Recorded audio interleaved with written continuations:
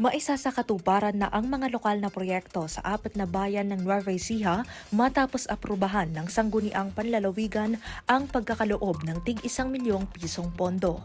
Sa pamamagitan ng Memorandum of Agreement sa 42nd Regular Session, formal na inilaan ng pamahalaang panlalawigan ng Nueva Ecija ang kabuuang 4 na milyong piso. Ang pondong ito ay nakalaan para sa kaligtasan sa kalsada, serbisyong medikal at mga renewable energy projects sa lalawigan. Una rito, ang bayan ng Likab ay magpapatayo ng humigit kumulang 25 poste ng solar-powered street lights sa kahabaan ng Likab-Tarlac Road. Ayon kay Municipal Engineer Edgar Baguio, may distansyang 20 metro ang pagitan ng bawat poste sa tabi ng provincial road.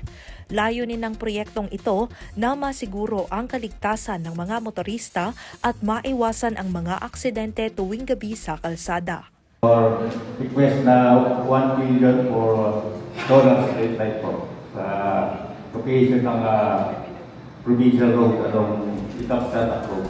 Samantala, idaragdag naman ng bayan ng Gimba ang nakuhang pondo para sa kanilang assistance to individuals in crisis situations program.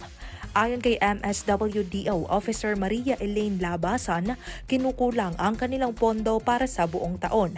Anya, mabilis na nababawasan ang pondo dahil sa patuloy na pagdami ng mga residenteng nangangailangan ng tulong medikal sa naturang bayan. Kabilang sa mga tinutulungan ng MSWDO ang mga may cancer, kidney patients, mga batang may autism at bedridden na person with disabilities.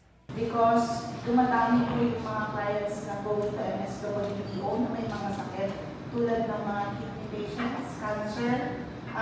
Lumalaki din po yung data sa Gipan, yung mga parents who have children with autism, mahal po yung therapy. And then, tinutulungan din po kasi namin yung mga PWDs who are bedridden.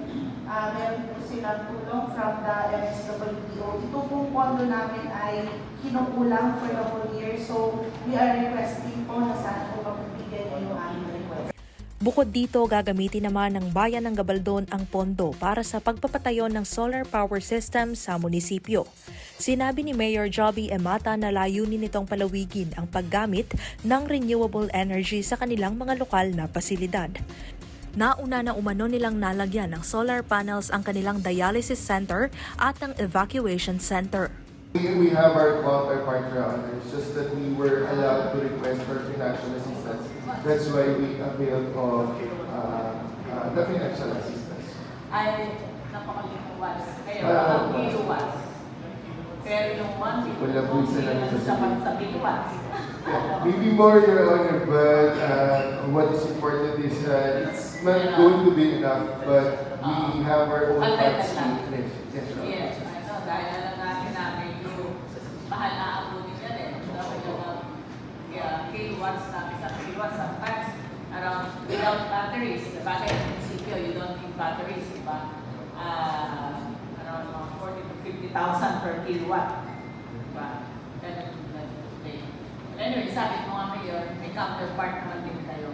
Budget for that. Yes, Your Honor. We have started availing of the solar panels for our other buildings. The dialysis center po and the evacuation center. Now we opt to solarize the municipal hall building.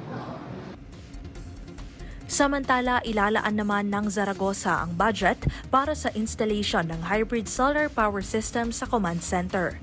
Ayon kay Municipal Administrator Agustin Liwag, makatutulong ang proyekto para sa kalamidad at upang makatipid sa kanilang gastusin sa kuryente.